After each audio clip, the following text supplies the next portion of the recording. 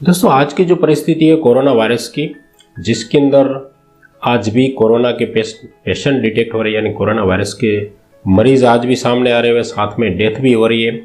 लेकिन दोस्तों आज के वीडियो में बात करूंगा विटामिन सी और जिंक के बारे में।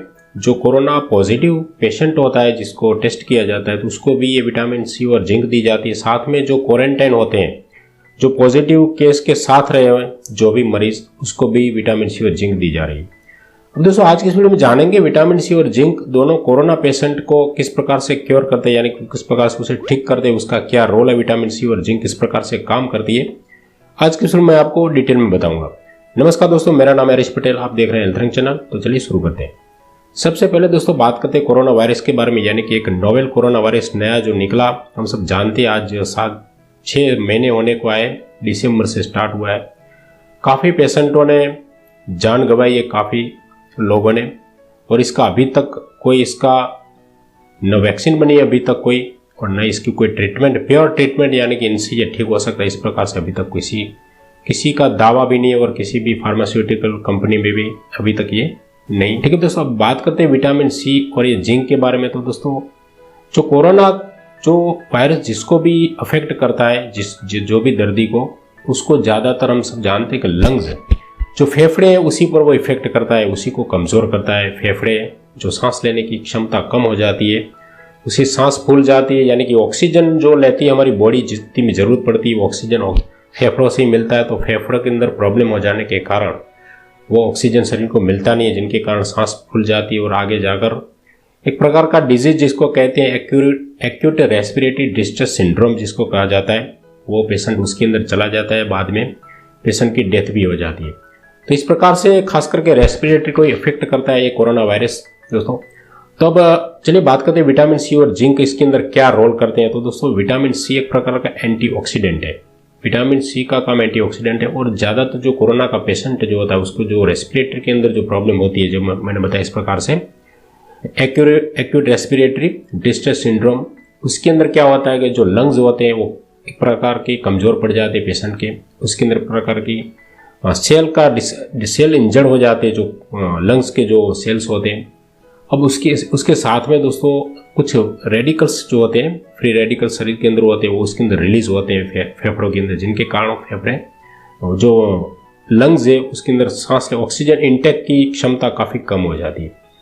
तो जो फ्री रेडिकल शरीर के अंदर जो रिलीज होते हैं, तो उसको विटामिन सी यानी कि एक प्रकार का एंटीऑक्सीडेंट, जो फ्री रेडिकल्स होते हैं उसको दूर करते हैं, उसको मतलब शरीर से निकालते हैं, जिनके कारण ऑक्सीजन इंटेक बढ़ सके।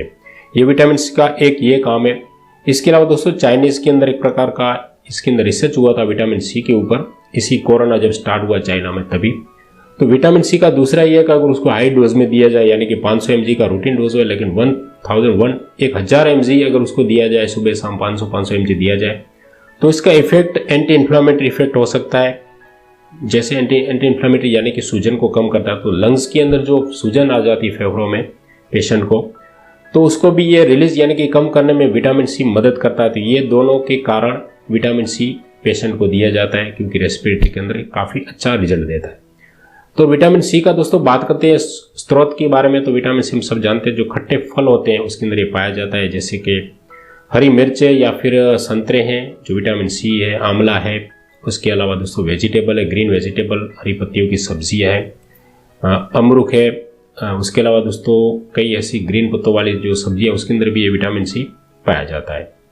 अब दोस्तों बात करते हैं जिंक के बारे में। तो दोस्तों जिंक हम सब जानते हैं कि इसेंशियल मिनरल्स है, जो हमारे शरीर के अंदर ये बनता नहीं है, लेकिन हमको बाहर से लेना पड़ता है। बॉडी इसको सिंथेसिस नहीं करती है, बाहर से हमको जिंक लेना पड़ता है, इसलिए उसके जो भी स्रोत है उन्हीं के जरिए हमको लेना पड़ता है।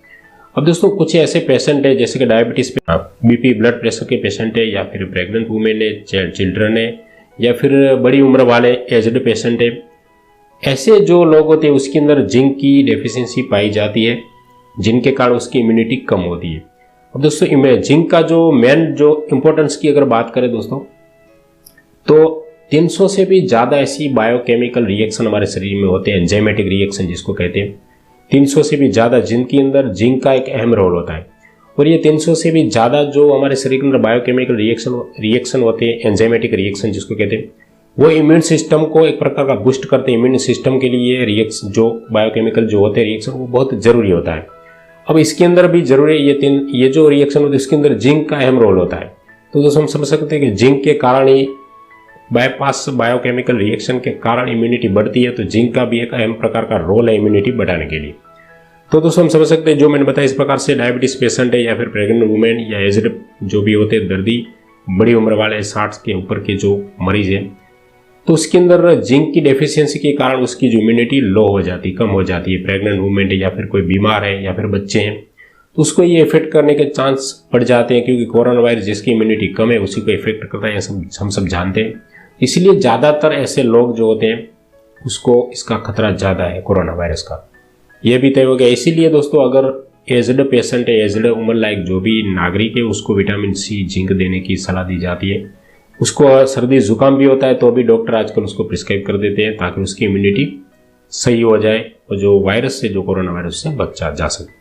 इनका स्रोत की अगर बात करें तो मीट है, अंडे हैं, डेयरी प्रोडक्ट है या फिर वेजिटेबल्स है, उसके अंदर अभी आपको जिंक के जो भी एलिमेंट्स जरूरत होती है वो मिल जाएंगे। इसके अलावा जिंक की रेडीमेड बाजार में टैबलेट भी मिलती है, वो भी प्रिस्क्राइब करते हैं डॉक्टर, तो वो भी लिया जा सकता है। विटामिन सी की भी टैबलेट मिलती है हल्का। इसके अलावा दोस्तों आप जो हरी सब्जियां जो बताई इस प्रकार से अंडे है या फिर डेयरी प्रोडक्ट हम खाते हैं तो उसके अंदर जिंक का मिल जाता है।